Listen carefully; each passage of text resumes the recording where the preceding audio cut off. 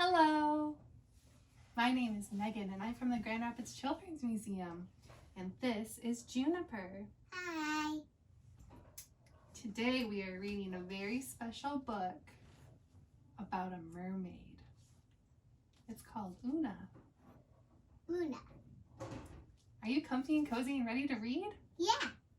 Let's read. Yeah.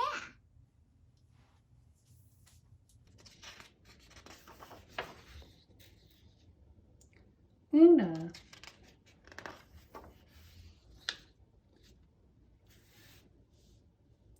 Oona, with words by Kelly DiPucchio and pictures by Riza Figueroa.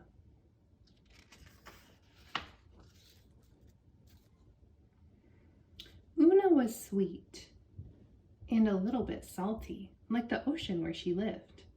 She was also brave and curious, like most treasure hunters.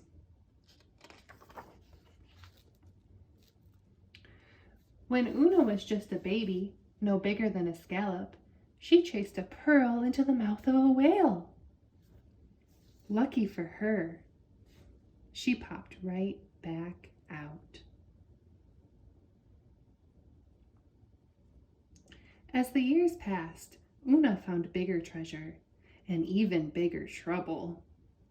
It's a good thing she has Otto.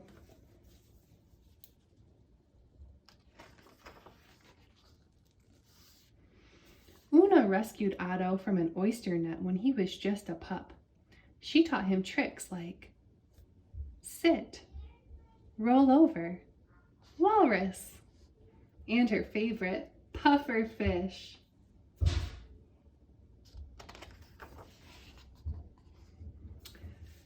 Oona and Otto searched for treasure nearly every day. They uncovered keys and coins and buttons and bottles. Sometimes they even found lost gold, and sometimes lost glasses.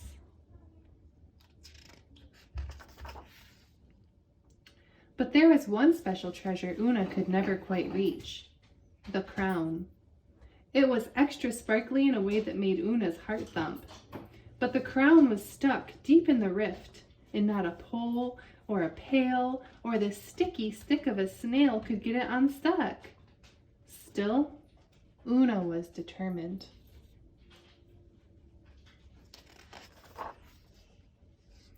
Her next plan was a good one. She'd knock the crown loose. Unfortunately, the current shifted. The lobster crate and rock drifted. And the squid, well, see for yourself.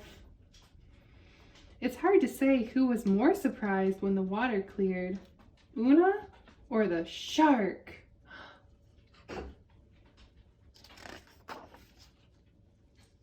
Her third plan most definitely would have worked if the crabs hadn't been so crabby and the waves hadn't been so wavy. And if that long ship plank hadn't bumped her head hard before the greedy rift gobbled it up too.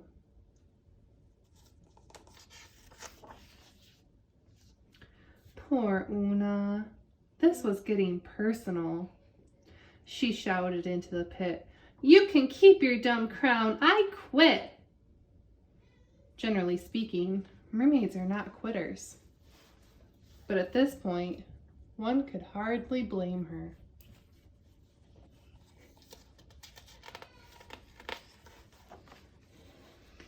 Instead of looking for treasure with Otto, Oona napped on the rocks with the sea lions.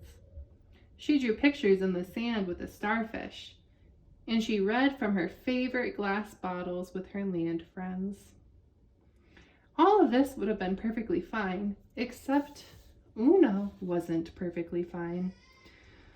Clearly, she was missing her spark, and a mermaid without her spark is like a seagull without an appetite.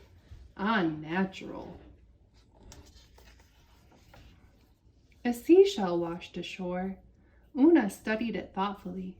It gave her an idea. She got right to work. The next day, Oona peered nervously into the rift. Why why did it look so much deeper and scarier than she remembered? Oona pretended to be a narwhal, making... Otto pretended to be a narwhal, making Oona laugh. Admittedly, the new treasure hunting goggles she'd invented were funny looking, but they were also her best shot at reaching the crown.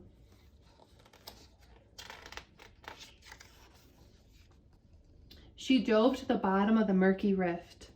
That's when Oona noticed something she couldn't see from above. A bridge. A bridge made from a crate, a rock, and the very same plank that had plunked her on the head. And it led straight to the crown. But what was that rumbling sound? It grew louder and louder. The ocean floor shook, and the water around Oona churned into a thick stew of swirling sand and sea creatures. She couldn't see. She felt trapped.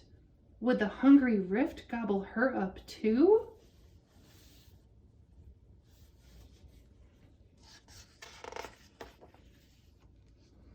Through the commotion, Oona could hear something else in the distance.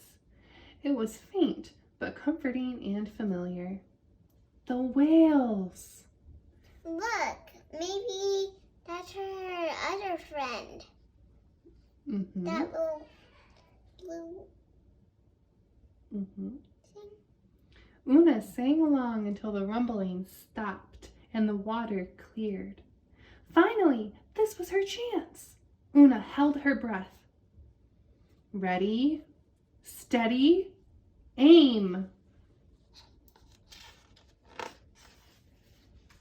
Clink. Hooray!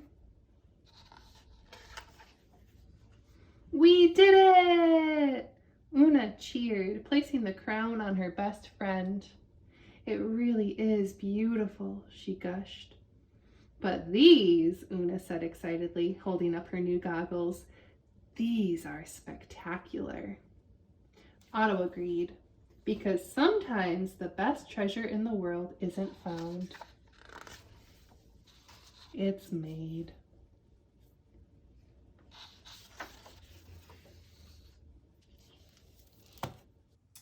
Thank you for reading with us. Keep playing.